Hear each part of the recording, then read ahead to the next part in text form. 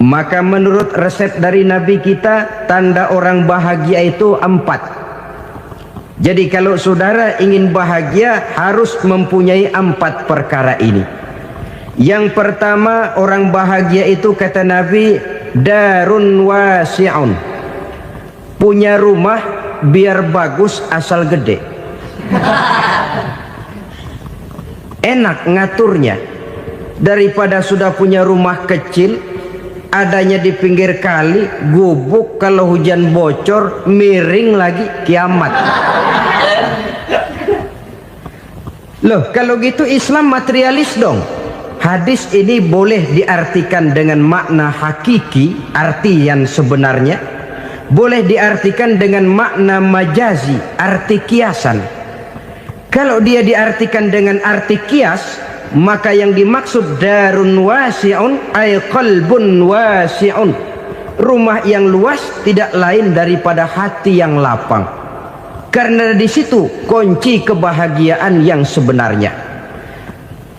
Walaupun kita cuma tinggal di petak berukuran 2 kali 3 meter, kalau hati kita luas rasanya rumah itu.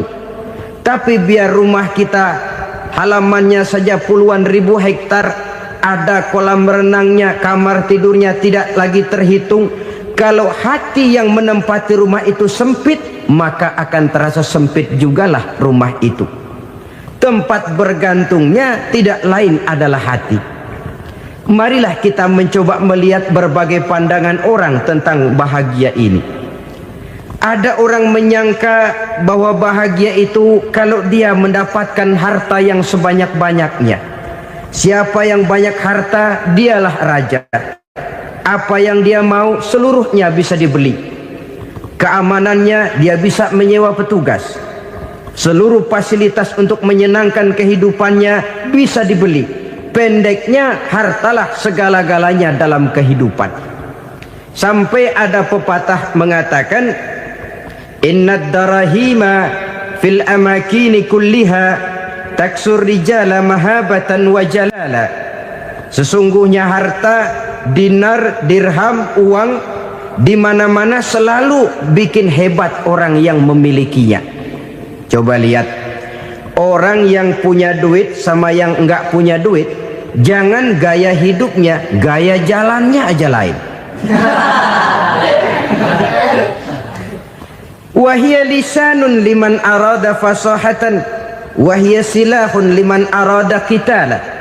Uang adalah senjata yang paling ampuh bagi orang yang mau pergi perang, dan lidah yang paling fasih bagi orang yang mau bicara. Kalau bicara dengan lidah macet, cobalah bicara dengan harta, lancar. Sampai ada pepatah demikian, segalanya bisa diatur dengan harta. Maka di kalangan orang yang berpandangan semacam itu, seluruh kegiatan hidupnya hanya terfokus kepada bagaimana mengumpulkan harta yang sebanyak-banyaknya.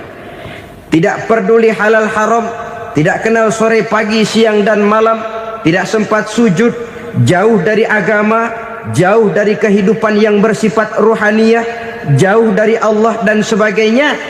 Sampai dalam Al-Quran dikelompokkan dalam kelompok yang dinamakan lumazah. Allazi jama'a malahu wa addadah yahsabu anna malahu akhladah. Mereka mengumpul-ngumpulkan harta sebanyak-banyaknya dan menyangka bahwa harta yang banyak itu dapat mengekalkan hidupnya, mengekalkan kekayaannya, mengekalkan kebahagiaannya. Saudara hadirin yang berbahagia, kalau pandangan hidup ini benar, artinya kalau harta memang merupakan satu-satunya hal yang dapat membuat orang bahagia, tentu di rumah mewah tidak akan pernah ada tangis derita. Tentu di satu tempat di mana fasilitas hidup serba menunjang tidak ada yang namanya penderitaan. Tapi suka dan duka, sedih dan gembira, senyum dan tawa adalah milik setiap orang, baik dia punya harta maupun dia tidak punya harta. Nyatalah bahwa harta semata-mata bukan merupakan jaminan bahwa orang akan bahagia. Walaupun tanpa harta orang sulit untuk bahagia. Saya mau cerita, ada orang super kaya. Namanya Aristotle Onesius, raja tanker Yunani. Dia punya kapal tanker saja konon sampai 11 banyaknya. Punya perusahaan penerbangan yang disebut Olympic Airlines. Punya hotel di berbagai kota besar di dunia ini, sejak dari New York, London, Paris, Rome dan sebagainya. Bahkan punya pulau yang dia namakan Pulau Scorpio. Ini kan namanya sudah kaya nggak tanggung-tanggung, punya pulau. Nah, dia punya 2 orang anak, yang satu laki-laki namanya Alexander, yang satu perempuan namanya Maria Onesius. Seluruh harapannya tertumpah kepada anak lakinya Alexander ini, yang akan meneruskan usahanya, meneruskan kekayaannya, meneruskan dinastinya. Apa yang terjadi? Ternyata anak yang dia harapkan yang bernama Alexander ini mati muda dalam kecelakaan pada waktu dia olahraga. Apa olahraganya? Namanya olahraga anak orang kaya, golongan jet set. Olahraganya olahraga pesawat terbang. Jatuh, ya nggak kapungut, habis mati. Tinggal satu anak perempuannya, Maria Onesius. Tapi anak perempuan ini juga malah urakan. Terakhir dia pacaran, bahkan kemudian kawin sama orang Rusia. Rupanya Aristotle Onesius ini broken. Kekayaannya yang berlimpah ruah, perusahaannya yang begitu banyak, siapa yang akan meneruskan? Siapa yang akan menggantikan? Sampai kemudian dia mengurung diri di Pulau Scorpio dan mati di sana secara mengenaskan. Seorang multi jutawan, seorang yang super kaya, mati menyendiri di pulau sepi. Ibarat kata pepatah, anak ayam mati di lumbung. Bukan kekurangan makanan, keurugan makanan. Begitu kehidupan Aristotle Onesius. Dan banyak orang-orang yang sudah demikian kaya sampai dibingungkan oleh kekayaannya sendiri. Telusurilah kehidupan David Rockefeller misalnya, Henry Ford misalnya, Adnan Khashoggi misalnya. Multi jutawan yang kadang-kadang dibuat keder oleh kekayaannya sendiri. Pantas ketika Imam Ali ditawarkan orang, "Ya Ali, kalau kepadamu disuruh pilih ilmu atau harta, kau pilih mana?" Ya jelas pilih ilmu dong. Kenapa? Pertama, ilmu kalau kita berikan kepada orang lain tambah. Tapi harta kalau kita berikan kepada orang lain kurang. Saudara punya uang 10.000, dibagi orang 5.000, jelas uang saudara berkurang. Tapi saudara punya ilmu, diberikan kepada orang lain bisa, saudara pun makin mantap. Tidak lantas jadi bodoh karena ngajarin orang. Saudara bisa Fatihah lalu mengajarkan orang Fatihah, orang bisa, saudara pun makin hafal. Tidak lantas setelah diajarin orang ilmunya hilang. Begitu datang dia minta orang, "Tolong ajarin saya Fatihah," udah habis, nggak ada.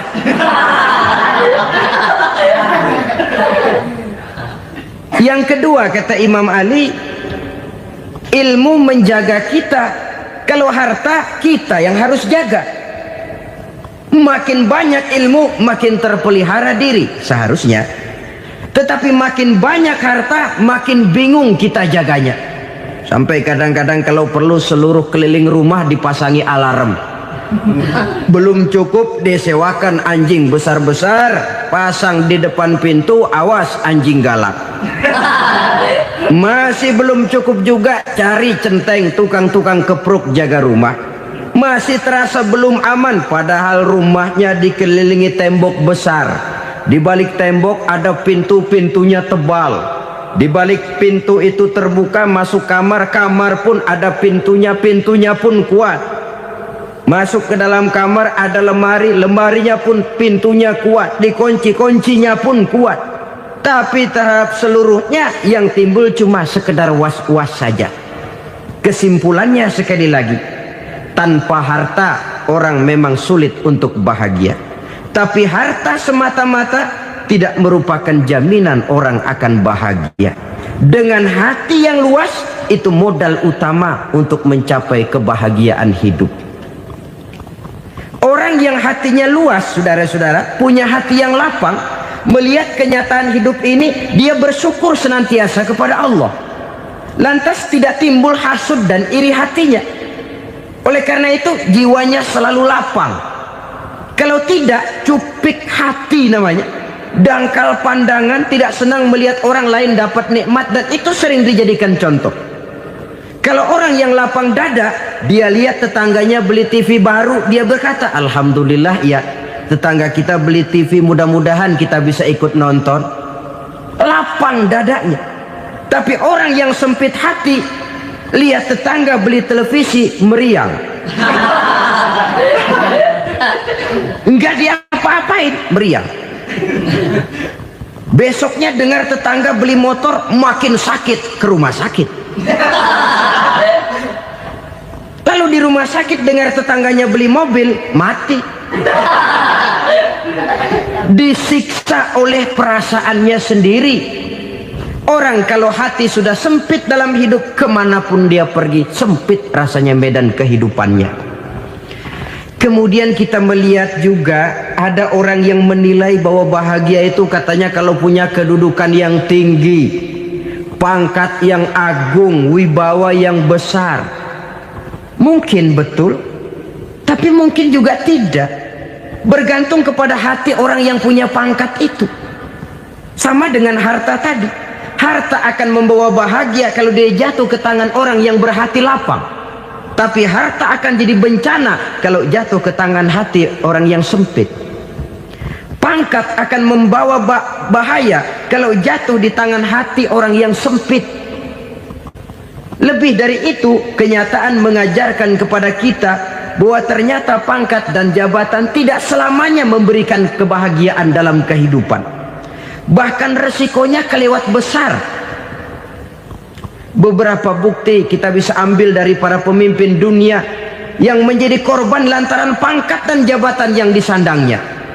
Saudara ingat Presiden Abraham Lincoln dan John Kennedy dari Amerika? Dibunuh orang. Park Chung-hee dari Korea Selatan, Ziaur Rahman dari Bangladesh, Anwar Sadat dari Mesir, terakhir Indira Gandhi dari India, menjadi korban dari pangkat dan jabatan yang disandangnya dari orang-orang yang tidak senang dia memegang jabatan itu. Dia akan mudah mengundang bencana. Sehingga pantas kalau seorang presiden terkemuka Amerika, Harry Truman namanya, dia mengatakan jabatan presiden itu, kata dia, seperti orang nunggang macan, naik macan. Harus kita taiki, kalau enggak dia bakal nerekam kita, ngeri katanya. Adapun orang yang hatinya lapang, kalau dia menerima pangkat dan jabatan, dianggapnya itu satu kesempatan untuk berbuat baik. Tapi orang yang berhati sempit, menerima pangkat dan jabatan, bukan kadang-kadang menerima, malah berusaha setengah mati mencapai dengan segala cara. Kalau perlu jilat atas, jilat atas. Jadi golongan sumuhun dawu. Jadi kelompok kulon nuwun, yes sir, yang kerjanya cuma oke bos. Kalau perlu jilat atas, jilat atas. Kalau perlu injak yang bawah, injak yang bawah. Perlu sikut kiri kanan, sikut kiri kanan. Yang penting pangkat dapat, jabatan dapat. Orang yang semacam ini, kalau sudah mempunyai pangkat dan jabatan, biasanya dia tidak menganggap itu sebagai amanah, tidak menganggap sebagai kesempatan berbuat baik, tapi malah kesempatan untuk memperturutkan hawa nafsunya yang dilatar belakangi oleh kesempitan hatinya tadi. Apalagi kalau orang memperoleh pangkat karena banyak mengeluarkan uang. Seakan-akan pangkat dan jabatan itu sekarang macam proyek, pakai tender. Siapa yang berani bayar segini, naik. Nggak berani, minggir. Padahal logikanya, kalau orang mencapai satu jabatan karena banyak mengeluarkan uang, hampir bisa dipastikan bahwa setelah jabatan itu dia pegang, langkah pertama yang akan dilakukannya ialah berusaha bagaimana uang yang dia keluarkan supaya kembali. Ya paling kurang pulang modal dulu dong. Soal mikirin rakyat soal nanti, tapi ini modal harus pulang. Itu celakanya kalau orang memperoleh pangkat dan jabatan cuma karena banyak mengeluarkan uang. Jarang orang yang mempunyai keyakinan dan pandangan bahwa pangkat dan jabatan merupakan amanah. Jadi sekali lagi, pangkat dan jabatan mungkin saja membawa kebahagiaan kalau jatuh ke tangan orang yang berhati lapang. Tapi bisa jadi bencana kalau dia jatuh ke tangan orang yang mempunyai hati yang sempit. Dan lagi-lagi stresnya hati yang lapang. Lalu sebagian orang, saudara, ada yang berpandangan katanya bahagia itu kalau jadi orang terkenal, mempunyai popularitas, menjadi idola di kalangan remaja, di kalangan orang tua, di segala lapisan masyarakat. Padahal makin populer orang makin terikat dia. Ya kalau macam kita ini kan nggak punya nama, nggak populer, tengah malam buta mau nongkrong di warung Tegal aman. Tapi pangkat, jabatan, kedudukan, popularitas menyebabkan kita diikat dengan berbagai macam peraturan. Cuma mandi sama ke WC saja yang nggak dikawal.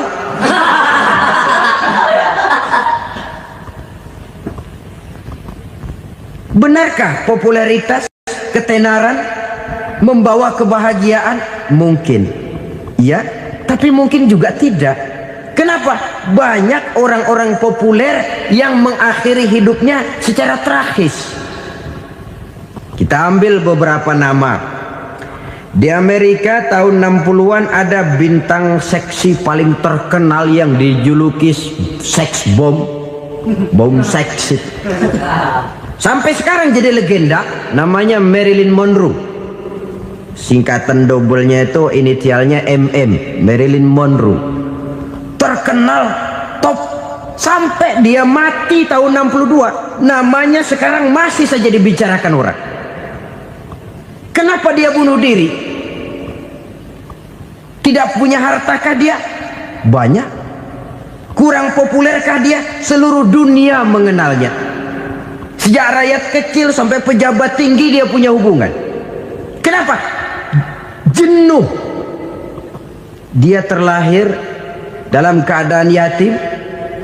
Setelah itu tidak lama dia berangkat remaja, ibunya meninggal, pindah dari wanita asuh ke wanita asuh sampai 12 orang ibu angkatnya. Dan kekecewaan yang paling parah, setiap laki-laki yang dekat dengannya hanya seperti kapal berlabuh,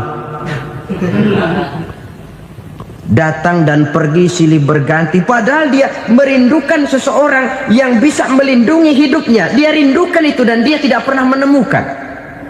Itu yang akhirnya menyebabkan dia minum pil tidur kelewat dosis, minum obat tidur kebanyakan, ya tidur terus sampai sekarang.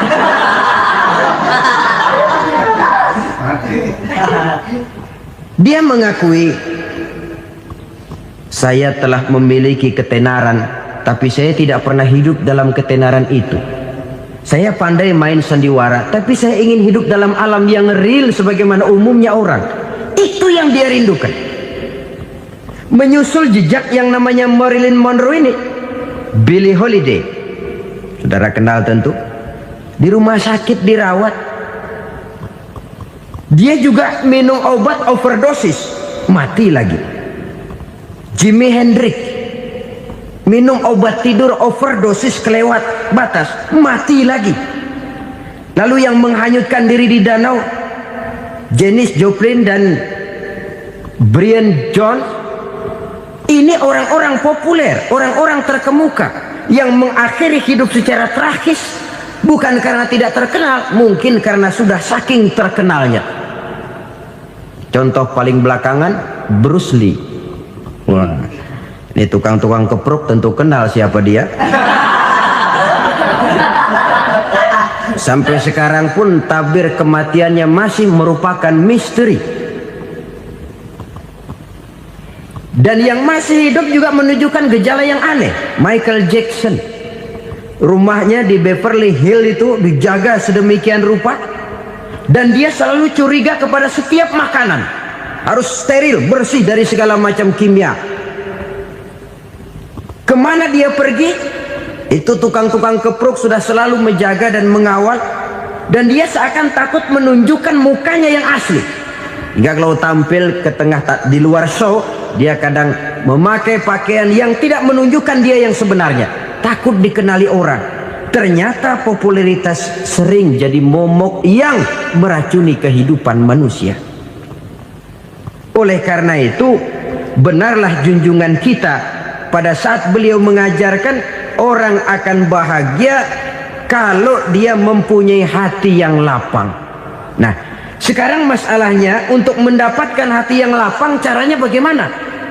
Kita kembali kepada konsep Quran.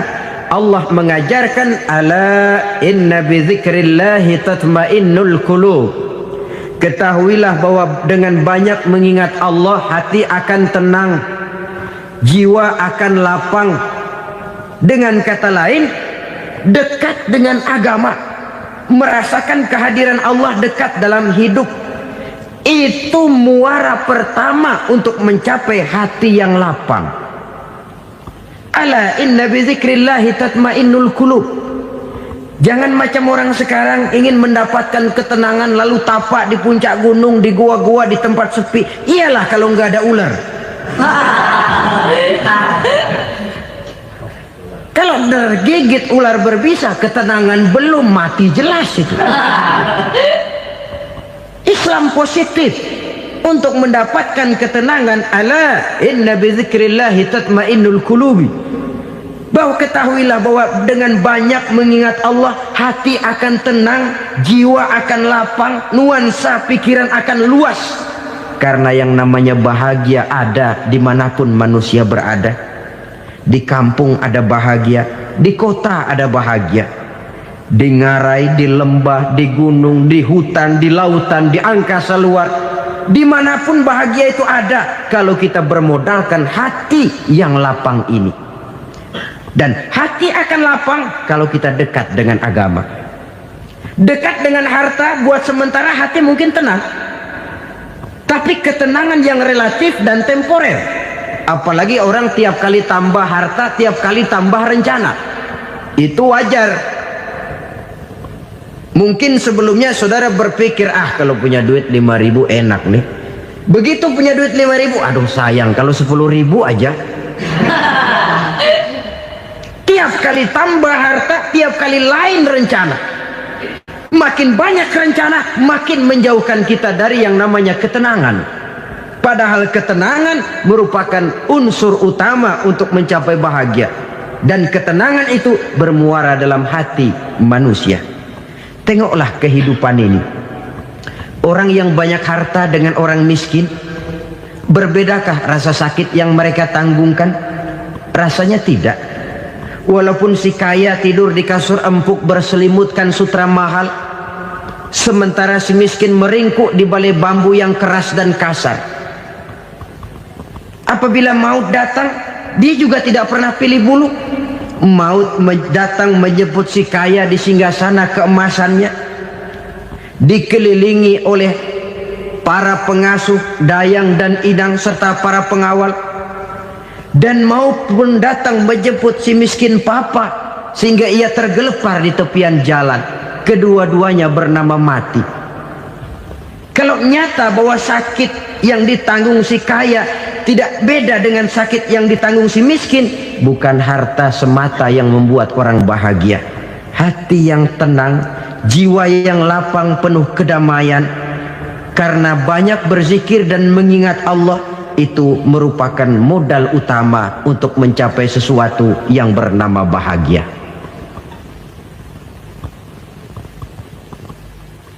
Saudara hadirin yang saya hormati, inilah yang pertama dari 4 ciri yang digambarkan oleh Nabi tentang tanda-tanda orang bahagia. Dan harus berangkat dari yang pertama ini, hati yang lapang. Ini yang harus kita miliki lebih dahulu. baru nanti akan menyusul kepada poin yang ketiga, kedua, dan selanjutnya. Sebab kalau hati sudah terisi dengan jiwa yang lapang, seluruh persoalan insya Allah akan bisa kita atasi dengan sebagaimana mestinya.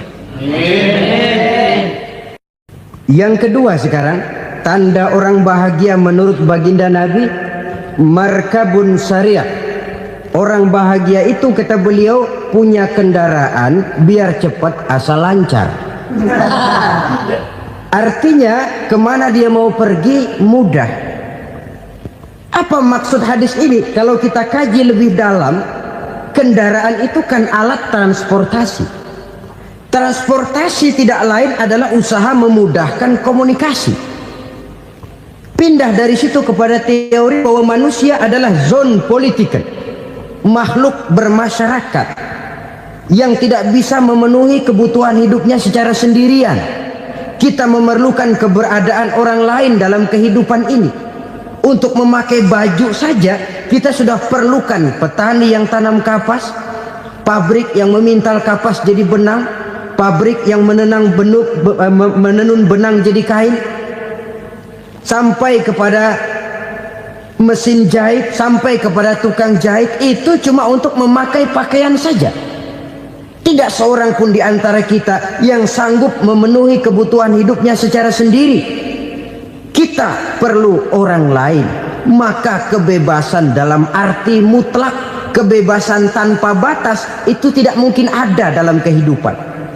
Karena kita mengadakan yang disebut interaksi sosial. Setiap kegiatan kita tentu melibatkan orang lain.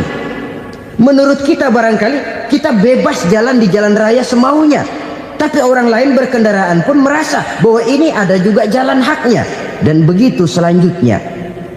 Oleh karena itu, maksud dari kendaraan yang cepat ini adalah khulata'uhu ma'as solihin. Lingkungan pergaulannya terdiri dari orang-orang soleh. Pergaulannya luas. Kemana dia pergi ada temannya. Kesulitannya ada tempat dia cerita. Dan kesulitan kalau sudah diceritakan kepada orang lain, taruh kata orang itu tidak bisa menolong, namun menceritakannya kepada orang yang kita percayai, kan paling kurang sudah mengurangi beban jiwa, mengurangi tanggungan batin, merasa masih ada tempat kita cerita. Maka lebih baik orang awam yang mau bergaul ketimbang orang setengah alim tapi ngunci pintu. Sebab nantinya akan timbul sikap picik, cupik pandangan, dan tidak luas menghadapi kenyataan dalam kehidupan ini. Namun yang harus kita garis bawahi, pergaulan memang mesti luas. Namun jangan sekali-kali lupa bahwa pergaulan sangat besar pengaruhnya dalam ikut membentuk kepribadian manusia. Sehari-hari bisa kita bilang, kalau kita dekat sama tukang minyak wangi, sekalipun nggak dibagi minyaknya, baunya tentu dapat. Betul? Tapi dekat sama tukang elas, walaupun nggak kena apinya, asapnya mesti kena. Kalau Syauqi mengatakan lebih jelas lagi, man asyaral asrafa asya musyarrafan wa muasyiral anzali ghairu musyarrafin. Awalam taral jildal hakira muqabbalan bisagri lamma sara jildal mushaf. Siapa yang bergaul dengan orang mulia, dia bakal ikut menjadi mulia. Tapi siapa yang berteman dengan orang hina, dia tidak bakal ikut menjadi mulia. Tidakkah kau lihat, kata Syauqi, kulit kambing yang hina pun dicium orang ketika menjadi kantong Quran. Kulit kambing hina, kalau dia sendirian gak ada yang mau cium. Tapi begitu dia bergaul dengan Quran, menjadi kantong Quran, dipakein minyak wangi, ditaruh di tempat yang tinggi, mau diambil dicium dulu, dibawa dengan penuh hormat dan hati-hati. Kulit kambing yang hina lantaran berteman dengan Quran, numpang mujur. Tapi coba lihat kalau kulit kambing berteman dengan kayu, jadi beduk, habis. Zohor dikemplang, asar dipukul. Itu pun sedikit saja, cuma salah milih teman. Yang temannya Quran dihormati orang, yang temannya kayu lantaran jadi beduk, gelap-gelap subuh orang udah kemplangin.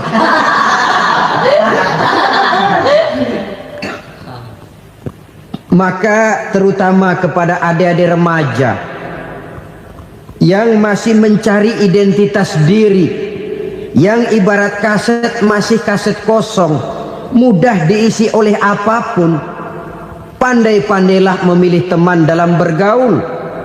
Karena banyak orang yang tadinya baik-baik, ketika terseret dalam pergaulan dengan orang yang tidak baik, kebaikannya menjadi lentur dan luntur. Tapi berapa banyak bajingan-bajingan tengik, orang-orang yang berlumur noda dan dosa, tiap hari melakukan maksiat, namun bergaul dengan orang yang baik-baik, pada akhirnya sedikit demi sedikit beringsut dan berangsur dia terbiasa mengikuti kebaikan-kebaikan. Saya tekankan ini kepada remaja karena mereka masih mencari identitas diri. Apa yang mereka lihat mereka mau, apa yang mereka dengar mereka ingin tahu. Coba lihat kehidupan remaja. Pulang nonton film Rambo, pengen jadi Rambo, gagah, maunya belekai melulu. Pulang nonton film Superman, pengen bisa terbang. Pulang nonton India, nyanyi melulu. Wajar, mereka masih mencari identitas diri. Saya ini sebenarnya siapa? Lingkungan, pergaulan akan membentuk itu. Karena itu pandai-pandailah bergaul, karena ia sangat besar pengaruhnya dalam ikut membentuk kepribadian manusia. Apalagi sifat yang jelek lebih cepat menularnya ketimbang sifat yang baik. Sifat yang baik, watak yang soleh itu lambat sekali untuk menular. Tapi yang tidak baik, kan prosesnya mah kalau remaja biasanya mula-mula dengar. Karena dengar lalu pengen tahu. Karena pengen tahu lalu ngeliatin. Begitu ngeliatin kan pengen nyobain. Setelah nyobain ketagihan. Nah, ini prosesnya. Yang namanya ganja, morfin, narkotik awalnya kan begitu. Mula-mula dengar katanya kalau sudah fly to the sky, sudah melayang ke langit katanya, disitulah puncak kebahagiaan. Mulanya cuma dengar. Karena dengar pengen tahu. Karena pengen tahu lalu ngeliat, kumpul sama orang yang suka ngeganja. Setelah ngeliat, nah pengen ngerasain. Begitu ngerasain enak juga, ketagihan. Kalau sudah ketagihan jadi penyakit kronis, bisa merembet kepada yang lain. Iya, kalau orang tuanya mampu untuk beli morfin, beli ganja. Kalau tidak kan pikirannya ngayap, jemuran siapa ya gue sabet. Timbullah perbuatan-perbuatan negatif yang bermula dari salah pergaulan.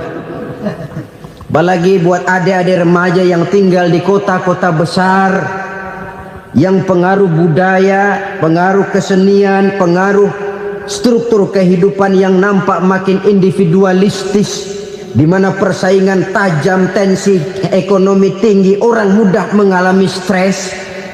Pandai-pandailah dalam bergaul, sekali lagi, karena ia sangat besar pengaruhnya dalam ikut membentuk kepribadian manusia. Orang bahagia punya kendaraan yang cepat, artinya punya pergaulan yang luas, dan lingkungan pergaulannya terdiri dari orang-orang yang soleh. Kemana dia pergi ada teman, kesulitannya ada tempat dia cerita. Tapi kalau sudah menyendiri, hidup sendiri, kesulitan dipikiri sendiri, bisa mati belum waktunya. Tidak ada tempat berbagi rasa, tidak ada tempat bercerita, tidak ada tempat mengurangi beban dalam kehidupan. Pantas betul kalau Islam sangat menggalakkan dan menganjurkan orang kalau sudah sampai waktunya itu untuk melangsungkan nikah. Kata Nabi, ya ma'syaras syabab man istata'a minkumul ba'at falyatazawwaj. Hai para pemuda, kalau sudah mampu memberi nafkah, kawinlah, nikahlah kamu. Kenapa? Sudah ada teman hidup, tempat berbagi rasa. Kesulitan kalau ada tempat cerita akan lebih ringan ketimbang kita telan sendiri, walaupun bobot kesulitannya sama beratnya. Saudara-saudara kaum muslimin rahimakumullah, inilah ciri yang kedua, punya kendaraan biar cepat asal lancar. Kemana kita mau pergi gampang. Dengan kata lain, setelah hati yang luas, pergaulan yang luas. Dua.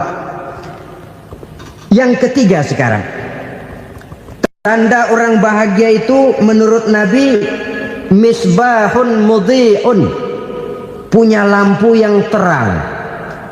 Oh, itu enggak problem. Sekarang sudah zamannya listrik masuk desa, Pak. Lampu sudah terang semua. Betul, kalau itu yang dimaksud. Tapi tidak cuma itu. Karena lampu yang dimaksud di sini, lampu yang akan menerangi seluruh perjalanan hidup.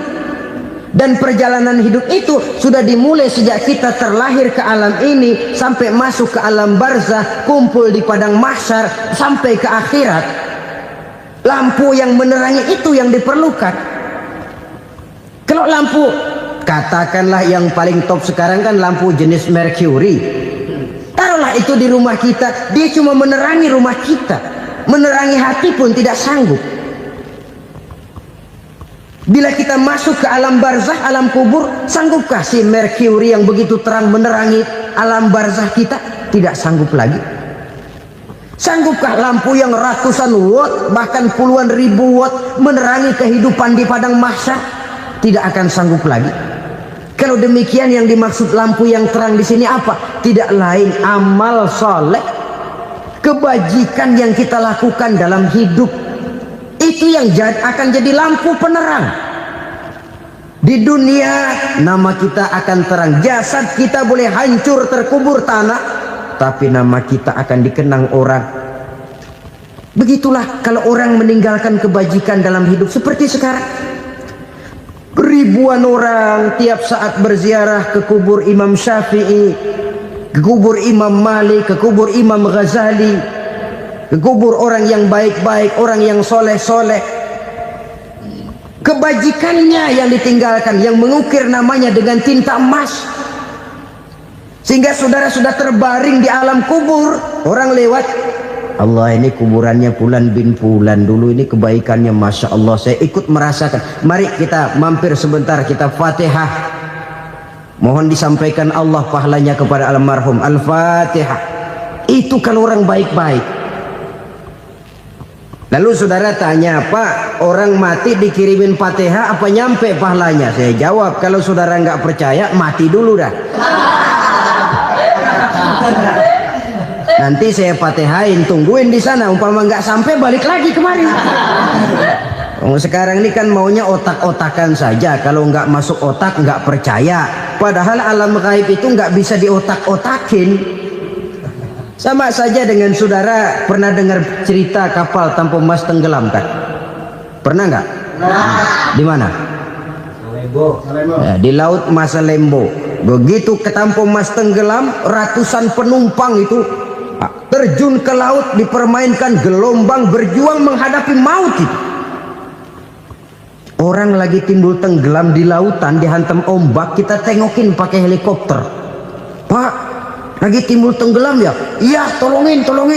Jangan khawatir Pak, nih saya kirim intan Pak, harganya 10 juta. Kira-kira orang yang timbul tenggelam di laut seneng nggak? Ya. Kan mahal toh intan 10 juta. Kenapa dia nggak senang? Karena intan 10 juta dalam kondisi seperti itu tidak sanggup menyelamatkan dia. Dia akan girang kalau dikirimin ban mobil bekas, dikirimin papan terentang atau bambu. Intan yang 10 juta dia nggak girang.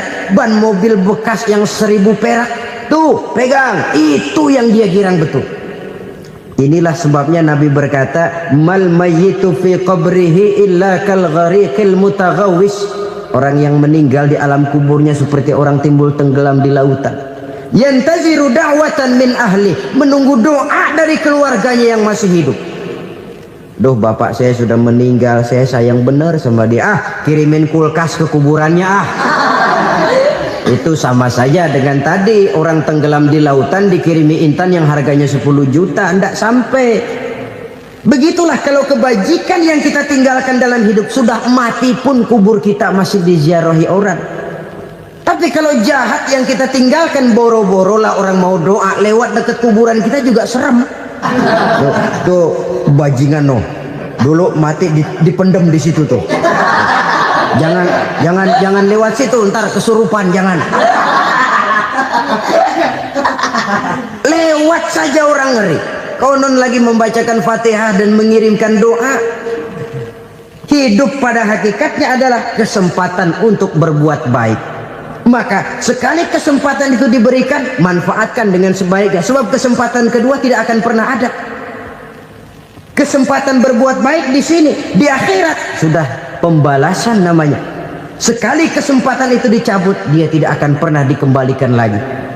Kata Iqbal, hidup tidak mundur ke belakang, Bung.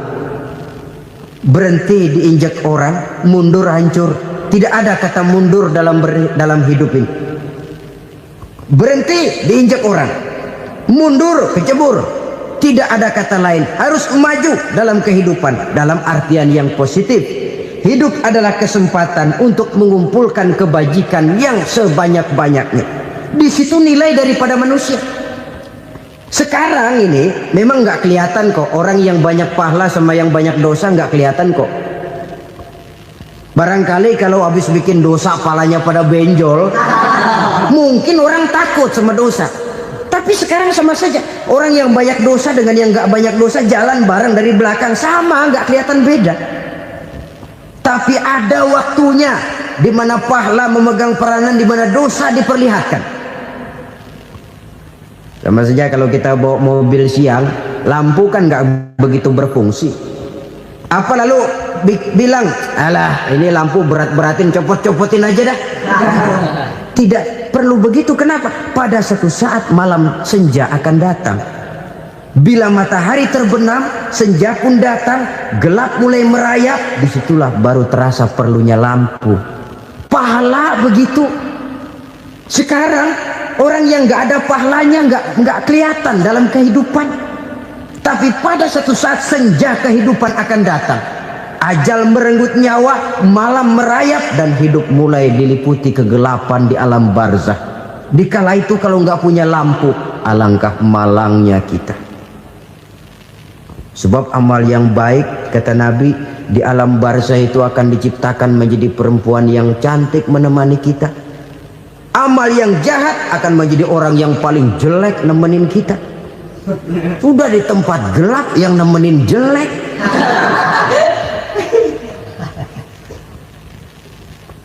Kaum muslimin rahimakumullah. Kalau demikian masalahnya, tergantunglah kita pandai memanfaatkan waktu. Al-waktu kasayf. Waktu itu cepat sekali. Yang namanya waktu itu tahu-tahu. Tahu-tahu udah tahun 87. Tahu-tahu udah begitu. Tahu-tahu yang kemarin anak-anak, sekarang udah pada punya anak. Tahu-tahu saja itu. Begitu cepat waktu berlalu. Kalau tidaklah pandai kita memanfaatkannya, akan rugi kita. Nabi bersabda, man kana yaumuhu khairun min amsihi fahuwa rabih. Barang siapa yang hari ini lebih baik daripada hari kemarin, itu orang untung. Hari ini lebih baik daripada kemarin. Bulan ini lebih baik dari bulan kemarin. Tahun ini lebih baik dari tahun kemarin. Itu orang yang beruntung. Tahun kemarin sembayangnya maghrib doang, sekarang udah tambah isya. Tahun kemarin cuman Idul Fitri aja ngancem bener, sekarang udah tambah Jumat, lalu tambah lagi maghrib, tambah lagi isya, dan selanjutnya. Hari ini lebih baik daripada kemarin, itu orang yang beruntung. Wa man kana yaumuhu mislu amsihi fahuwa khasir. Lalu barang siapa yang hari ini sama saja dengan hari kemarin, itu orang rugi. Hari ini sama dengan kemarin, rugi itu. Bulan ini begitu, bulan kemarin begitu, tahun ini begitu, tahun lalu juga begitu. Rugi itu orang. Rugi apa? Rugi umur. Umur tambah, amalan nggak pernah tambah. Dan saya pikir lebih merupakan azab ketimbang nikmat kalau orang dikasih panjang umur cuma untuk numpuk dosa. Mending mana? Panjang umur banyak dosa sama pendek umur dikit dosa? Mending mana? Mending mana? Ya, paling mending tentu panjang umur banyak pahala. Tapi kalau tidak, sekali lagi, lebih merupakan azab ketimbang nikmat kalau orang diberikan panjang umur tapi cuma untuk sekedar menumpuk dosa, kehilangan kesadaran bahwa dunia bukan terminal akhir dari satu perjalanan. Dia cuma halte di mana kita berhenti sebentar untuk menuju kepada terminal yang hakiki. Saudara-saudara kaum muslimin rahimakumullah, inilah lampu yang akan menerangi kehidupan, amal yang kita lakukan di dalam kehidupan. Jadi yang dimaksud dengan lampu yang terang, kebajikan yang kita kerjakan dalam hidup. Nah, setiap orang di awal tadi saya bilang ingin bahagia. Bahagia itu kan hakikatnya kumpulan senang dan selamat. Senang, selamat. Apa bedanya? Senang tapi tidak selamat, nggak bahagia. Selamat tapi nggak senang, nggak bahagia orang. Contoh, kalau orang korupsi, duitnya banyak, senang dia, tapi keselamatannya. Ada tentara baris di samping rumahnya udah bingung, padahal tentara latihan. Tentara cuma latihan, dia bingung.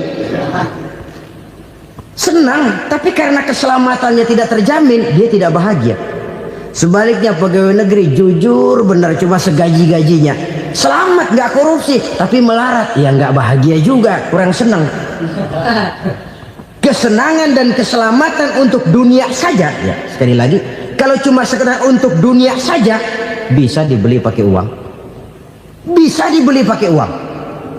Saudara ingin selamat, bisa dibeli pakai uang. Saudara ingin senang, bisa dibeli dengan uang. Tapi setelah mati masuk ke alam barzah, habis kekuasaan uang. Nggak bisa lagi beli keselamatan pakai uang, tidak mungkin lagi membeli kesenangan dengan uang. Di situ pahala yang megang peranan. Makin banyak pahala, makin banyak saham untuk membeli kesenangan dan keselamatan, untuk memperoleh yang namanya bahagia. Dan jangan lupa loh, di alam barzah kita nggak sebentar, menunggu datangnya kiamat. Loh iya, kalau kita begitu dikuburin terus kiamat datang, untung. Tapi kalau masih harus 1000, 2000, puluhan ribu tahun yang akan datang, dalam satu penantian yang begitu lama, tanpa saham untuk memperoleh kebahagiaan, satu kemalangan yang tidak ada pernah putus-putusnya. Janganlah tergelincir oleh kebahagiaan sebentar yang menipu dengan mengorbankan kebahagiaan hakiki yang berjangka panjang. Apa artinya senyum sejenak kalau harus ditebus dengan tangis seumur hidup? Biarlah kita minum jamu, pahit memang, getir memang, tapi kan besok badan sehat. Daripada sekarang minum sirup, manis memang, enak memang, tapi bibir pada jontor besok. Sirawan, batuk, nggak karu-karuan. Banyak orang tertipu oleh kesenangan yang sebentar. Padahal laisa kullu ma yalma'u zahaban. Belum tentu semua yang berkilat itu emas. Belum tentu semua yang gemerlap itu intan. Karena itu, marilah manfaatkan kesempatan yang diberikan Allah ini untuk mengumpulkan kebajikan yang sebanyak-banyaknya. Yang terakhir sekarang, yang keempat, tanda orang bahagia kata Nabi. Zaujatun salihah. Orang bahagia itu tanda yang keempat kata Nabi, punya istri biar cakep asal taat. Sudah surga itu, sudah cakep taat. Istri kayak gitu, kalau belum mati jangan dikuburin dulu itu. Sudah cakep taat lagi. Tapi kadang-kadang enggak, udah jelek ngadat melulu. Apa yang mau dipilih? Sebab itu Quran mengatakan istri pakaian untuk suami, suami pakaian untuk istri. Kenapa suami istri diibaratkan pakaian? Alangkah tingginya gaya bahasa Quran ini. Suami istri teman hidup, hidup perjalanan panjang. Sejak kita dalam rahim sudah ada hidup kan di sini. Sampai ke alam dunia, masuk ke alam barzah, kumpul di padang mahsyar, sampai menuju akhirat, itu perjalanan hidup. Carilah istri atau suami teman hidup yang membawa manfaat tidak hanya kehidupan di dunia ini, sampai di alam barzah, sampai di padang mahsyar. Suaminya mungkin meninggal lebih dulu, atau istrinya mungkin meninggal lebih dulu, tapi suami atau istri yang masih hidup berbuat kebajikan. Suami saya meninggal, ada hartanya, saya sedekahkan, niat pahala untuk almarhum suami saya. Ini teman hidup, tidak dibatasi dan tidak bisa dipisahkan oleh maut sekalipun. Zohirnya mungkin pisah, badannya mungkin pisah, tapi hatinya, jiwanya, kebersamaannya dalam menghadapi kehidupan. Karena itu, saudara-saudara, bahasa Quran indah. Suami istri diibaratkan seperti pakaian. Apa fungsi pakaian? Pertama, pakaian jadi kebanggaan. Artinya suami harus menjadi kebanggaan istri, istri harus jadi kebanggaan suami. Yang kedua, pakaian itu kan fungsinya menutup aurat. Artinya sesama suami istri harus saling menjaga kekurangan masing-masing. Jangan malah sesama suami istri saling membongkar rahasia dan aibnya sendiri-sendiri. Istrinya diceritain jeleknya di mana-mana, atau suaminya dibongkar rahasianya di pasar umum.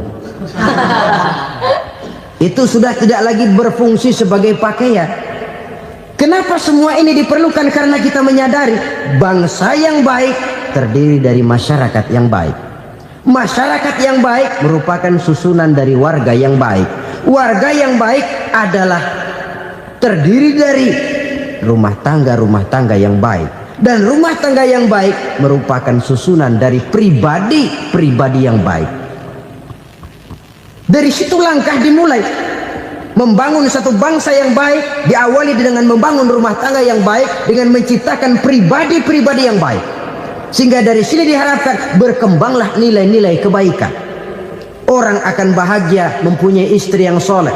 Kenapa? Tidak ada seorang suami bisa sukses jadi apapun dia, apapun profesinya, dokter kah, kiai kah, mubalik kah, petani kah, pengusaha kah, pejabat tinggi kah. Tidak ada seorang suami yang bisa sukses tanpa peran serta istrinya. Walaupun memang peranan itu tidak begitu kelihatan, tapi sangat menentukan. Karena itu, saudara hadirin yang saya hormati, Islam sangat menghargai kaum wanita, memberikan kedudukan yang tinggi sepanjang tidak mematikan kodrat kewanitaannya. Nah, kalau sudah kesuksesan ini diawali dari rumah tangga, karier di masyarakat mudah untuk dikejar. Tapi keberantakan di rumah tangga merupakan kegagalan pertama di tempat lain.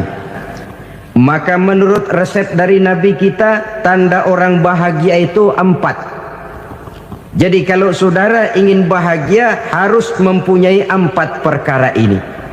Yang pertama, orang bahagia itu kata Nabi, darun wasi'un, punya rumah biar bagus asal gede. Enak ngaturnya daripada sudah punya rumah kecil, adanya di pinggir kali, gubuk, kalau hujan bocor, miring lagi, kiamat. Loh, kalau gitu Islam materialis dong. Hadis ini boleh diartikan dengan makna hakiki, arti yang sebenarnya. Boleh diartikan dengan makna majazi, arti kiasan. Kalau dia diartikan dengan arti kias, maka yang dimaksud darun wasi'un ay qalbun wasi'un. Rumah yang luas tidak lain daripada hati yang lapang. Karena di situ kunci kebahagiaan yang sebenarnya. Walaupun kita cuma tinggal di petak berukuran 2 kali 3 meter, kalau hati kita luas rasanya rumah itu. Tapi biar rumah kita halamannya saja puluhan ribu hektar, ada kolam renangnya, kamar tidurnya tidak lagi terhitung. Kalau hati yang menempati rumah itu sempit, maka akan terasa sempit jugalah rumah itu. Tempat bergantungnya tidak lain adalah hati. Marilah kita mencoba melihat berbagai pandangan orang tentang bahagia ini. Ada orang menyangka bahwa bahagia itu kalau dia mendapatkan harta yang sebanyak-banyaknya. Siapa yang banyak harta, dialah raja. Apa yang dia mau seluruhnya bisa dibeli. keamanannya dia bisa menyewa petugas, seluruh fasilitas untuk menyenangkan kehidupannya bisa dibeli. Pendeknya, hartalah segala-galanya dalam kehidupan. Sampai ada pepatah mengatakan, innad darahima fil amakini kulliha taksur rijala mahabatan wa jalala.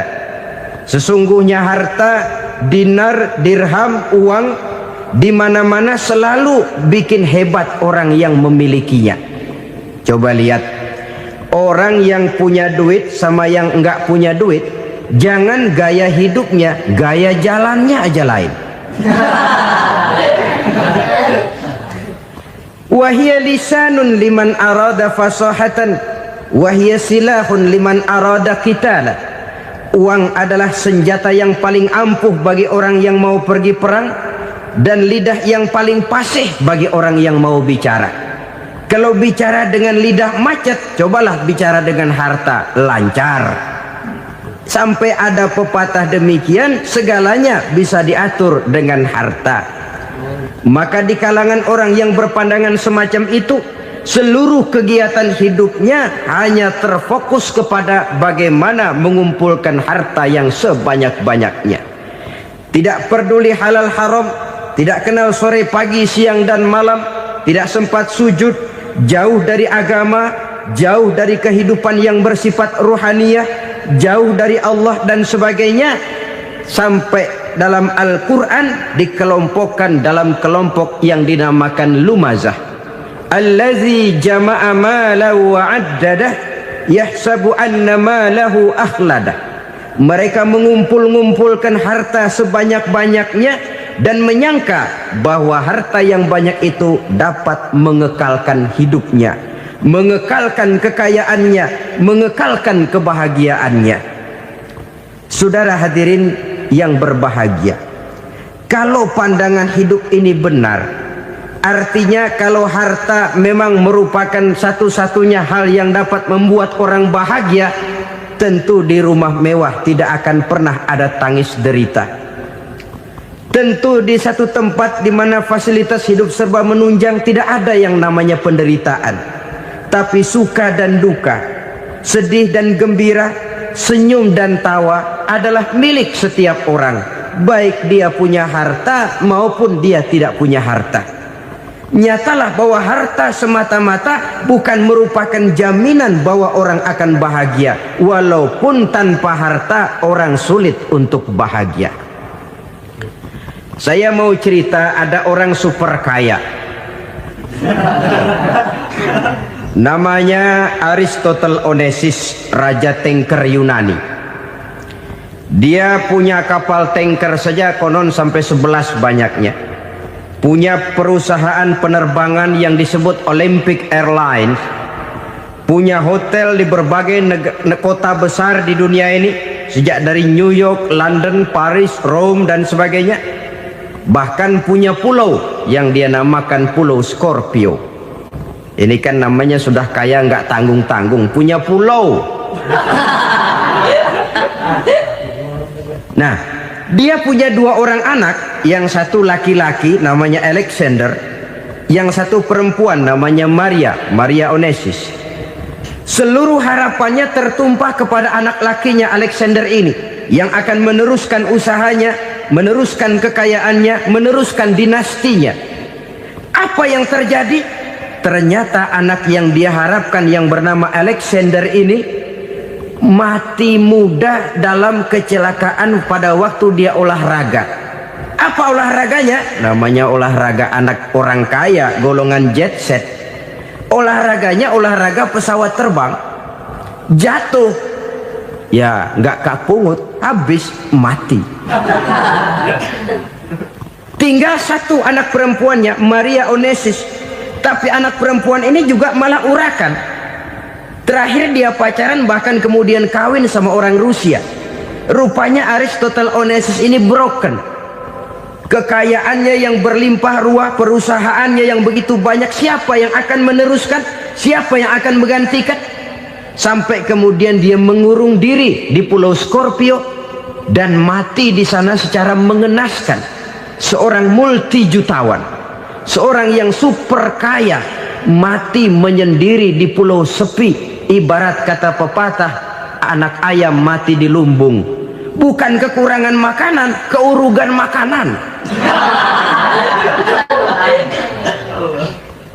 Begitu kehidupan Aristotle Onassis. Dan banyak orang-orang yang sudah demikian kaya sampai dibingungkan oleh kekayaannya sendiri. Telusurilah kehidupan David Rockefeller misalnya, Henry Ford misalnya, Adnan Khashoggi misalnya. Multi jutawan yang kadang-kadang dibuat keder oleh kekayaannya sendiri. Pantas ketika Imam Ali ditawarkan orang, "Ya Ali, kalau kepadamu disuruh pilih ilmu atau harta, kau pilih mana?" Ya jelas pilih ilmu dong. Kenapa? Pertama, ilmu kalau kita berikan kepada orang lain tambah.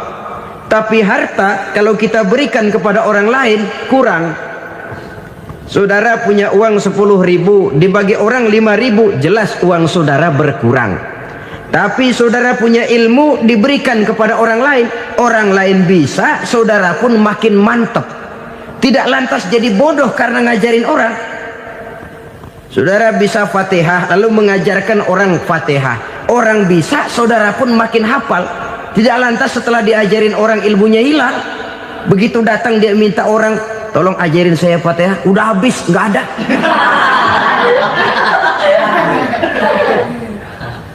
Yang kedua kata Imam Ali, ilmu menjaga kita. Kalau harta kita yang harus jaga. Makin banyak ilmu makin terpelihara diri seharusnya. Tetapi makin banyak harta makin bingung kita jaganya.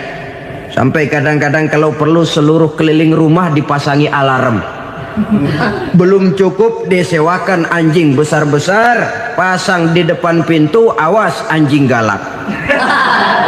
Masih belum cukup juga cari centeng tukang-tukang kepruk jaga rumah. Masih terasa belum aman padahal rumahnya dikelilingi tembok besar. Di balik tembok ada pintu-pintunya tebal.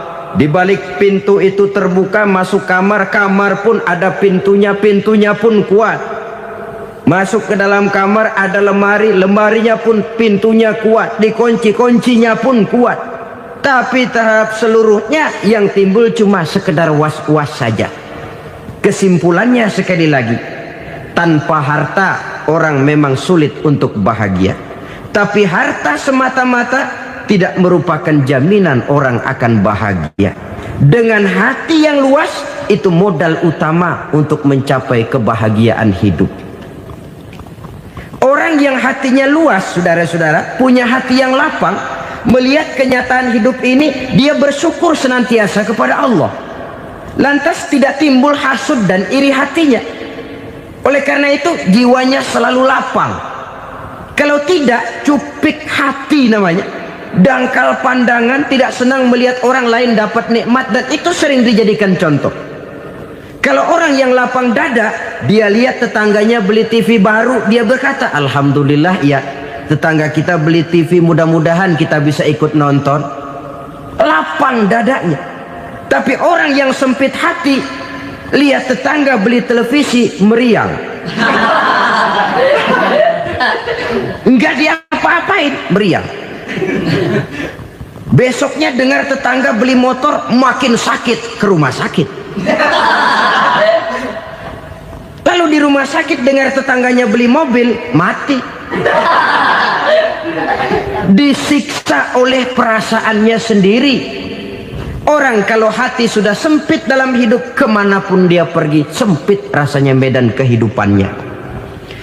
Kemudian kita melihat juga ada orang yang menilai bahwa bahagia itu katanya kalau punya kedudukan yang tinggi, pangkat yang agung, wibawa yang besar. Mungkin betul, tapi mungkin juga tidak. Bergantung kepada hati orang yang punya pangkat itu. Sama dengan harta tadi. Harta akan membawa bahagia kalau dia jatuh ke tangan orang yang berhati lapang. Tapi harta akan jadi bencana kalau jatuh ke tangan hati orang yang sempit. Pangkat akan membawa bahaya kalau jatuh di tangan hati orang yang sempit. Lebih dari itu, kenyataan mengajarkan kepada kita bahwa ternyata pangkat dan jabatan tidak selamanya memberikan kebahagiaan dalam kehidupan. Bahkan resikonya kelewat besar. Beberapa bukti kita bisa ambil dari para pemimpin dunia yang menjadi korban lantaran pangkat dan jabatan yang disandangnya. Saudara ingat Presiden Abraham Lincoln dan John Kennedy dari Amerika? Dibunuh orang. Park Chung-hee dari Korea Selatan, Ziaur Rahman dari Bangladesh, Anwar Sadat dari Mesir, terakhir Indira Gandhi dari India, menjadi korban dari pangkat dan jabatan yang disandangnya dari orang-orang yang tidak senang dia memegang jabatan itu. Dia akan mudah mengundang bencana, sehingga pantas kalau seorang presiden terkemuka Amerika, Harry Truman namanya, dia mengatakan jabatan presiden itu, kata dia, seperti orang nunggang macan, naik macan. Harus kita taiki, kalau enggak dia bakal nerekam kita, ngeri katanya. Adapun orang yang hatinya lapang, kalau dia menerima pangkat dan jabatan, dianggapnya itu satu kesempatan untuk berbuat baik. Tapi orang yang berhati sempit, menerima pangkat dan jabatan, bukan kadang-kadang menerima, malah berusaha setengah mati mencapai dengan segala cara. Kalau perlu jilat atas, jilat atas. Jadi golongan sumuhun dawu. Jadi kelompok kulon nuwun, yes sir, yang kerjanya cuma oke bos. Kalau perlu jilat atas, jilat atas. Kalau perlu injak yang bawah, injak yang bawah. Perlu sikut kiri kanan, sikut kiri kanan. Yang penting pangkat dapat, jabatan dapat. Orang yang semacam ini, kalau sudah mempunyai pangkat dan jabatan, biasanya dia tidak menganggap itu sebagai amanah, tidak menganggap sebagai kesempatan berbuat baik, tapi malah kesempatan untuk memperturutkan hawa nafsunya yang dilatar belakangi oleh kesempitan hatinya tadi. Apalagi kalau orang memperoleh pangkat karena banyak mengeluarkan uang. Seakan-akan pangkat dan jabatan itu sekarang macam proyek, pakai tender. Siapa yang berani bayar segini, naik. Nggak berani, minggir. Padahal logikanya, kalau orang mencapai satu jabatan karena banyak mengeluarkan uang, hampir bisa dipastikan bahwa setelah jabatan itu dia pegang, langkah pertama yang akan dilakukannya ialah berusaha bagaimana uang yang dia keluarkan supaya kembali. Ya paling kurang pulang modal dulu dong. Soal mikirin rakyat soal nanti, tapi ini modal harus pulang. Itu celakanya kalau orang memperoleh pangkat dan jabatan cuma karena banyak mengeluarkan uang. Jarang orang yang mempunyai keyakinan dan pandangan bahwa pangkat dan jabatan merupakan amanah. Jadi sekali lagi, pangkat dan jabatan mungkin saja membawa kebahagiaan kalau jatuh ke tangan orang yang berhati lapang. Tapi bisa jadi bencana kalau dia jatuh ke tangan orang yang mempunyai hati yang sempit. Dan lagi-lagi stresnya hati yang lapang. Lalu sebagian orang, saudara, ada yang berpandangan katanya bahagia itu kalau jadi orang terkenal, mempunyai popularitas, menjadi idola di kalangan remaja, di kalangan orang tua, di segala lapisan masyarakat. Padahal makin populer orang makin terikat dia. Ya kalau macam kita ini kan nggak punya nama, nggak populer, tengah malam buta mau nongkrong di warung Tegal aman. Tapi pangkat, jabatan, kedudukan, popularitas menyebabkan kita diikat dengan berbagai macam peraturan. Cuma mandi sama ke WC saja yang nggak dikawal.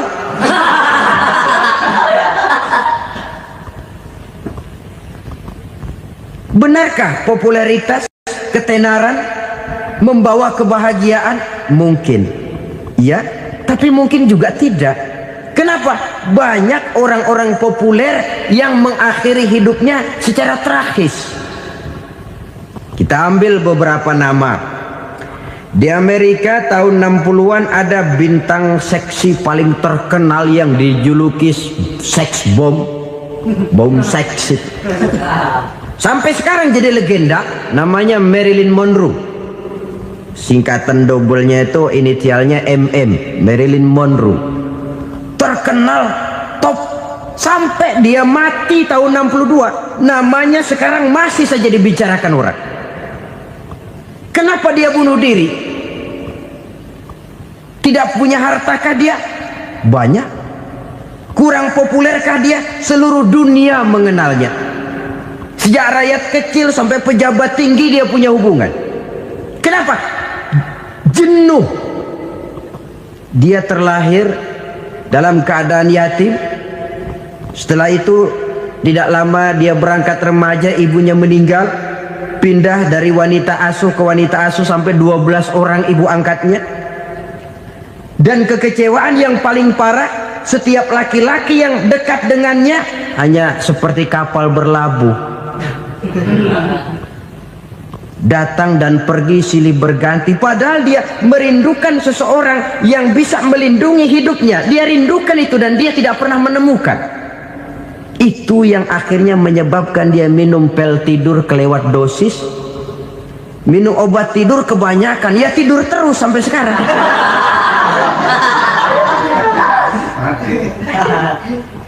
Dia mengakui, saya telah memiliki ketenaran, tapi saya tidak pernah hidup dalam ketenaran itu. Saya pandai main sandiwara, tapi saya ingin hidup dalam alam yang real sebagaimana umumnya orang. Itu yang dia rindukan. Menyusul jejak yang namanya Marilyn Monroe ini, Billie Holiday, saudara kenal tentu, di rumah sakit dirawat. Dia juga minum obat overdosis, mati lagi. Jimi Hendrix minum obat tidur overdosis kelewat batas, mati lagi. Lalu yang menghanyutkan diri di danau, Janis Joplin dan Brian Jones. Ini orang-orang populer, orang-orang terkemuka yang mengakhiri hidup secara tragis, bukan karena tidak terkenal, mungkin karena sudah saking terkenalnya. Contoh paling belakangan, Bruce Lee. Wah, ini tukang-tukang kepruk tentu kenal siapa dia. Sampai sekarang pun tabir kematiannya masih merupakan misteri. Dan yang masih hidup juga menunjukkan gejala yang aneh. Michael Jackson, rumahnya di Beverly Hills itu dijaga sedemikian rupa, dan dia selalu curiga kepada setiap makanan harus steril, bersih dari segala macam kimia. Kemana dia pergi, itu tukang-tukang kepruk sudah selalu menjaga dan mengawal, dan dia seakan takut menunjukkan mukanya yang asli. Hingga kalau tampil ke tengah di luar show, dia kadang memakai pakaian yang tidak menunjukkan dia yang sebenarnya, takut dikenali orang. Ternyata popularitas sering jadi momok yang meracuni kehidupan manusia. Oleh karena itu, benarlah junjungan kita pada saat beliau mengajarkan orang akan bahagia kalau dia mempunyai hati yang lapang. Nah, sekarang masalahnya untuk mendapatkan hati yang lapang, caranya bagaimana? Kita kembali kepada konsep Quran. Allah mengajarkan, ala inna bidzikrillahi tatmainnul qulub. Ketahuilah bahwa dengan banyak mengingat Allah, hati akan tenang, jiwa akan lapang. Dengan kata lain, dekat dengan agama, merasakan kehadiran Allah dekat dalam hidup. Itu muara pertama untuk mencapai hati yang lapang. Ala inna bizikrillahi tatmainnul qulub. Jangan macam orang sekarang ingin mendapatkan ketenangan lalu tapak di puncak gunung, di gua-gua, di tempat sepi. Iyalah kalau nggak ada ular. Kalau tergigit ular berbisa, ketenangan belum, mati jelas itu. Islam positif untuk mendapatkan ketenangan. Ala inna bizikrillahi tatmainnul qulubi. Bahwa ketahuilah bahwa dengan banyak mengingat Allah, hati akan tenang, jiwa akan lapang, nuansa pikiran akan luas. Karena yang namanya bahagia ada dimanapun manusia berada.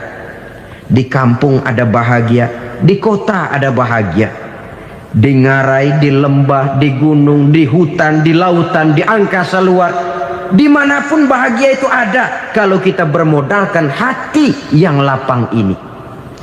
Dan hati akan lapang kalau kita dekat dengan agama. Dekat dengan harta buat sementara hati mungkin tenang, tapi ketenangan yang relatif dan temporer.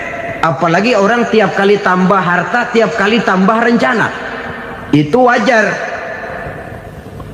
Mungkin sebelumnya saudara berpikir, kalau punya duit 5.000 enak nih. Begitu punya duit 5.000, aduh sayang kalau 10.000 aja.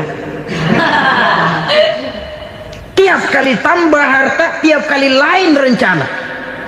Makin banyak rencana, makin menjauhkan kita dari yang namanya ketenangan. Padahal ketenangan merupakan unsur utama untuk mencapai bahagia. Dan ketenangan itu bermuara dalam hati manusia. Tengoklah kehidupan ini. Orang yang banyak harta dengan orang miskin, berbedakah rasa sakit yang mereka tanggungkan? Rasanya tidak. Walaupun si kaya tidur di kasur empuk berselimutkan sutra mahal, sementara si miskin meringkuk di balai bambu yang keras dan kasar. Apabila maut datang, dia juga tidak pernah pilih bulu.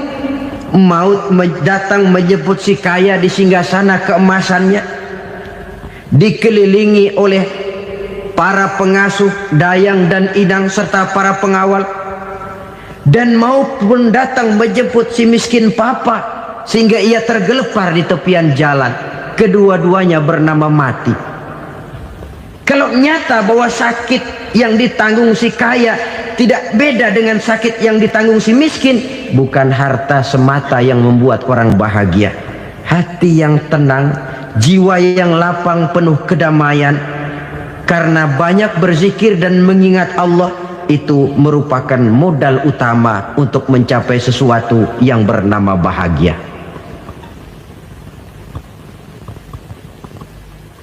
Saudara hadirin yang saya hormati, inilah yang pertama dari 4 ciri yang digambarkan oleh Nabi tentang tanda-tanda orang bahagia. Dan harus berangkat dari yang pertama ini, hati yang lapang. Ini yang harus kita miliki lebih dahulu. Baru nanti akan menyusul kepada poin yang ketiga, kedua, dan selanjutnya.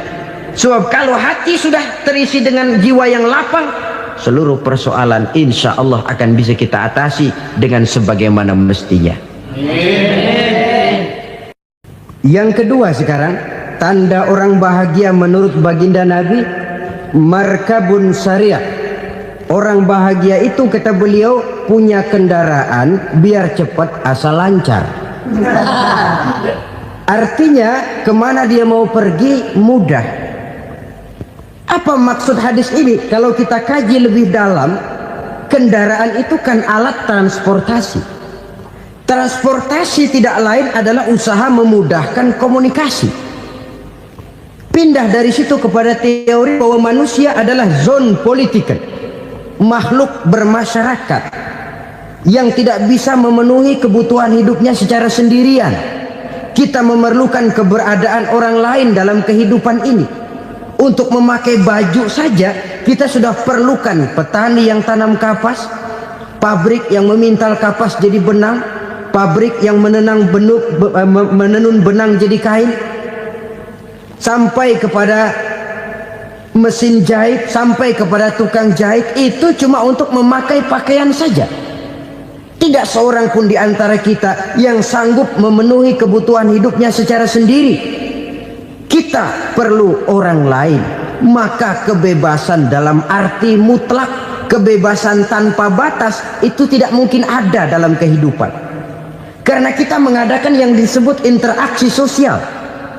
Setiap kegiatan kita tentu melibatkan orang lain. Menurut kita barangkali kita bebas jalan di jalan raya semaunya, tapi orang lain berkendaraan pun merasa bahwa ini ada juga jalan haknya.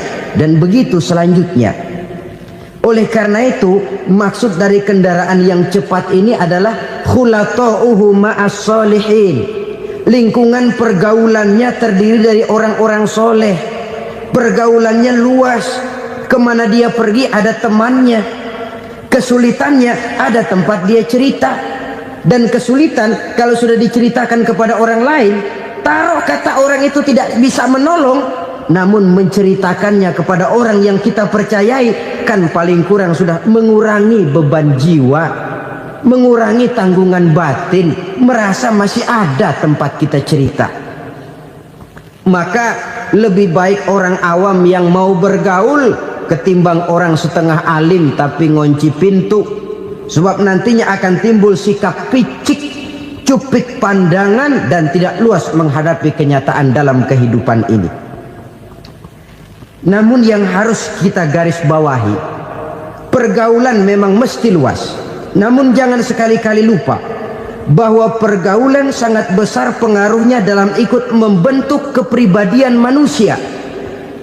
Sehari-hari bisa kita bilang, kalau kita dekat sama tukang minyak wangi, sekalipun nggak dibagi minyaknya, baunya tentu dapat. Betul? Tapi dekat sama tukang elas, walaupun nggak kena apinya, asapnya mesti kena. Kalau Syauqi mengatakan lebih jelas lagi, man asyaral asrafa asa musyarrafan wa muasyiral anzali ghairu musyarrafin. Awalam taral jildal hakira muqabbalan bisagri lamma sara jildal mushaf. Siapa yang bergaul dengan orang mulia, dia bakal ikut menjadi mulia. Tapi siapa yang berteman dengan orang hina, dia tidak bakal ikut menjadi mulia. Tidakkah kau lihat, kata Syauqi, kulit kambing yang hina pun dicium orang ketika menjadi kantong Quran. Kulit kambing hina, kalau dia sendirian gak ada yang mau cium. Tapi begitu dia bergaul dengan Quran, menjadi kantong Quran, dipakein minyak wangi, ditaruh di tempat yang tinggi, mau diambil dicium dulu, dibawa dengan penuh hormat dan hati-hati. Kulit kambing yang hina lantaran berteman dengan Quran, numpang mujur. Tapi coba lihat kalau kulit kambing berteman dengan kayu, jadi beduk, habis. Zohor dikemplang, asar dipukul. Itu pun sedikit saja, cuma salah milih teman. Yang temannya Quran dihormati orang, yang temannya kayu lantaran jadi beduk, gelap-gelap subuh orang udah kemplangin.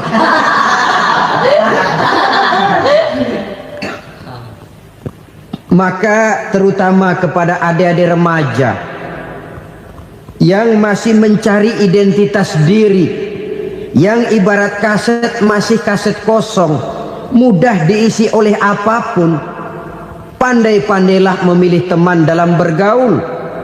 Karena banyak orang yang tadinya baik-baik, ketika terseret dalam pergaulan dengan orang yang tidak baik, kebaikannya menjadi lentur dan luntur.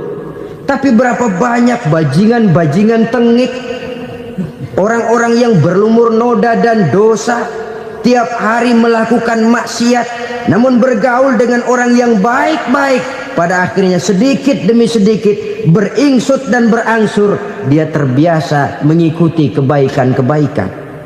Saya tekankan ini kepada remaja karena mereka masih mencari identitas diri. Apa yang mereka lihat mereka mau, apa yang mereka dengar mereka ingin tahu. Coba lihat kehidupan remaja. Pulang nonton film Rambo, pengen jadi Rambo, gagah, maunya belekai melulu. Pulang nonton film Superman, pengen bisa terbang. Pulang nonton India, nyanyi melulu. Wajar, mereka masih mencari identitas diri. Saya ini sebenarnya siapa? Lingkungan, pergaulan akan membentuk itu. Karena itu pandai-pandailah bergaul, karena ia sangat besar pengaruhnya dalam ikut membentuk kepribadian manusia. Apalagi sifat yang jelek lebih cepat menularnya ketimbang sifat yang baik. Sifat yang baik, watak yang soleh itu lambat sekali untuk menular. Tapi yang tidak baik, kan prosesnya mah kalau remaja biasanya mula-mula dengar. Karena dengar lalu pengen tahu. Karena pengen tahu lalu ngeliatin. Begitu ngeliatin kan pengen nyobain. Setelah nyobain ketagihan. Nah, ini prosesnya. Yang namanya ganja, morfin, narkotik awalnya kan begitu. Mula-mula denger katanya kalau sudah fly to the sky, sudah melayang ke langit katanya, disitulah puncak kebahagiaan. Mulanya cuma denger, karena denger pengen tahu, karena pengen tahu lalu ngeliat, kumpul sama orang yang suka ngeganja. Setelah ngeliat, nah pengen ngerasain. Begitu ngerasain enak juga, ketagihan. Kalau sudah ketagihan jadi penyakit kronis, bisa merembet kepada yang lain. Iya, kalau orang tuanya mampu untuk beli morfin, beli ganja. Kalau tidak kan pikirannya ngayap, jemuran siapa ya gue sahabat. Timbullah perbuatan-perbuatan negatif yang bermula dari salah pergaulan. Apalagi buat adik-adik remaja yang tinggal di kota-kota besar, yang pengaruh budaya, pengaruh kesenian, pengaruh struktur kehidupan yang nampak makin individualistis, di mana persaingan tajam, tensi ekonomi tinggi, orang mudah mengalami stres. Pandai-pandailah dalam bergaul, sekali lagi, karena ia sangat besar pengaruhnya dalam ikut membentuk kepribadian manusia. Orang bahagia punya kendaraan yang cepat, artinya punya pergaulan yang luas, dan lingkungan pergaulannya terdiri dari orang-orang yang soleh. Kemana dia pergi ada teman, kesulitannya ada tempat dia cerita. Tapi kalau sudah menyendiri, hidup sendiri, kesulitan dipikiri sendiri, bisa mati belum waktunya. Tidak ada tempat berbagi rasa, tidak ada tempat bercerita, tidak ada tempat mengurangi beban dalam kehidupan. Pantas betul kalau Islam sangat menggalakkan dan menganjurkan orang kalau sudah sampai waktunya itu untuk melangsungkan nikah. Kata Nabi, ya ma'syaras syabab man istata'a minkumul ba'at falyatazawwaj. Hai para pemuda, kalau sudah mampu memberi nafkah, kawinlah, nikahlah kamu. Kenapa? Sudah ada teman hidup, tempat berbagi rasa. Kesulitan kalau ada tempat cerita akan lebih ringan ketimbang kita telan sendiri, walaupun bobot kesulitannya sama beratnya. Saudara-saudara kaum muslimin rahimakumullah, inilah ciri yang kedua, punya kendaraan biar cepat asal lancar. Kemana kita mau pergi gampang. Dengan kata lain, setelah hati yang luas, pergaulan yang luas. Dua. Yang ketiga sekarang, tanda orang bahagia itu menurut Nabi, misbahun mudhi'un, punya lampu yang terang. Oh, itu enggak problem. Sekarang sudah zamannya listrik masuk desa, Pak. Lampu sudah terang semua. Betul, kalau itu yang dimaksud.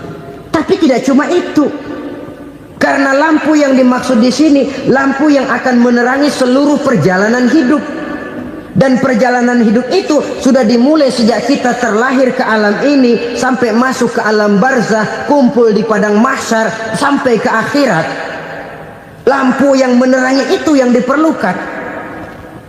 Kalau lampu, katakanlah yang paling top sekarang kan lampu jenis Mercury. Taruhlah itu di rumah kita, dia cuma menerangi rumah kita, menerangi hati pun tidak sanggup. Bila kita masuk ke alam barzah, alam kubur, sanggupkah si Mercury yang begitu terang menerangi alam barzah kita? Tidak sanggup lagi. Sanggupkah lampu yang ratusan watt, bahkan puluhan ribu watt menerangi kehidupan di padang mahsyar? Tidak akan sanggup lagi. Kalau demikian, yang dimaksud lampu yang terang di sini apa? Tidak lain amal soleh, kebajikan yang kita lakukan dalam hidup. Itu yang akan jadi lampu penerang. Di dunia nama kita akan terang. Jasad kita boleh hancur terkubur tanah, tapi nama kita akan dikenang orang. Begitulah kalau orang meninggalkan kebajikan dalam hidup seperti sekarang. Ribuan orang tiap saat berziarah ke kubur Imam Syafi'i, ke kubur Imam Malik, ke kubur Imam Ghazali. ke kubur orang yang baik-baik, orang yang soleh-soleh. Kebajikannya yang ditinggalkan, yang mengukir namanya dengan tinta emas. Sehingga saudara sudah terbaring di alam kubur, orang lewat, Allah, ini kuburannya Fulan bin Fulan, dulu ini kebaikannya Masya Allah, saya ikut merasakan. Mari kita mampir sebentar, kita Fatihah, mohon disampaikan Allah pahalanya kepada almarhum. Al-Fatihah. Itu kalau orang baik-baik.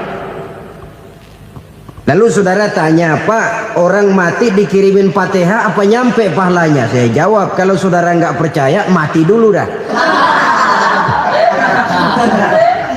Nanti saya Fatihain, tungguin di sana. Umpama nggak sampai, balik lagi kemari. Sekarang ini kan maunya otak-otakan saja. Kalau nggak masuk otak, nggak percaya. Padahal alam gaib itu nggak bisa diotak-otakin. Sama saja dengan saudara pernah dengar cerita kapal tanpa emas tenggelam kan? Pernah nggak? Di mana? Salembo. Ya, di laut Masalembo. Begitu ke tanpa emas tenggelam, ratusan penumpang itu terjun ke laut, dipermainkan gelombang, berjuang menghadapi maut itu. Orang lagi timbul tenggelam di lautan, dihantam ombak, kita tengokin pakai helikopter. Pak, lagi timbul tenggelam ya? Iya, tolongin. Jangan khawatir Pak, nih saya kirim intan Pak, harganya 10 juta.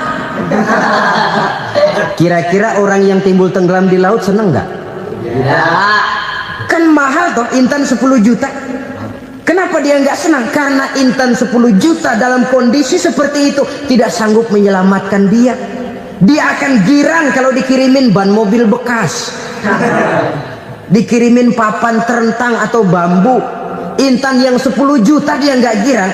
Ban mobil bekas yang 1000 perak, tuh pegang, itu yang dia girang betul. Inilah sebabnya Nabi berkata, mal mayyitu fi qabrihi illa kal ghariqil mutaghawwis. Orang yang meninggal di alam kuburnya seperti orang timbul tenggelam di lautan. Yantaziru da'watan min ahli, menunggu doa dari keluarganya yang masih hidup. Duh, bapak saya sudah meninggal, saya sayang benar sama dia. Kirimin kulkas ke kuburannya Itu sama saja dengan tadi orang tenggelam di lautan dikirimi intan yang harganya 10 juta, ndak sampai.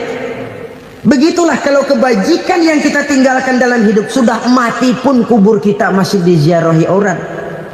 Tapi kalau jahat yang kita tinggalkan, boro-boro lah orang mau doa lewat dekat kuburan kita juga serem. Tuh bajingan no, dulu mati dipendem di situ tuh. Jangan lewat situ, ntar kesurupan, jangan.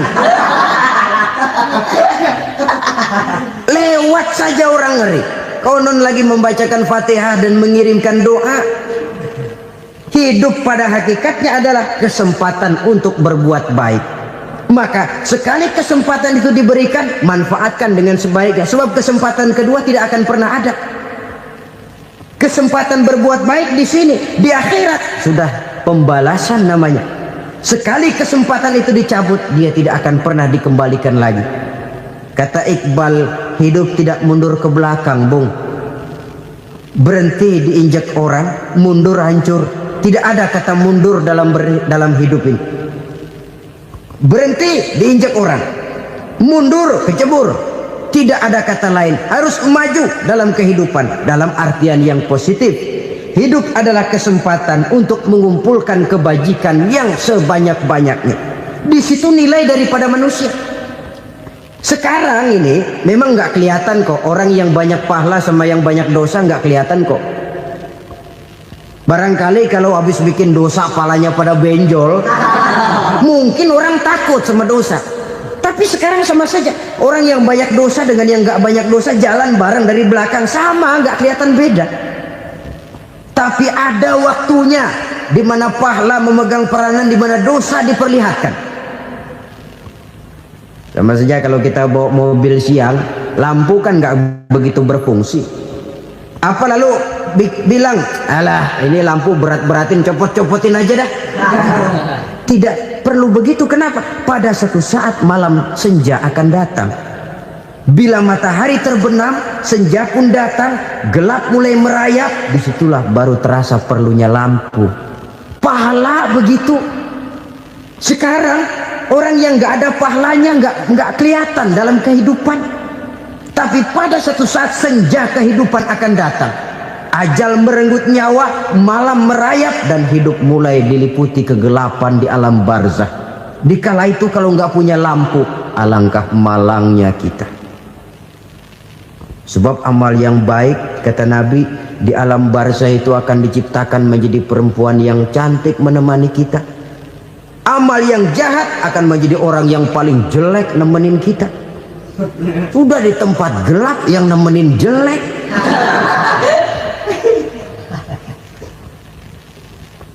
Kaum muslimin rahimakumullah.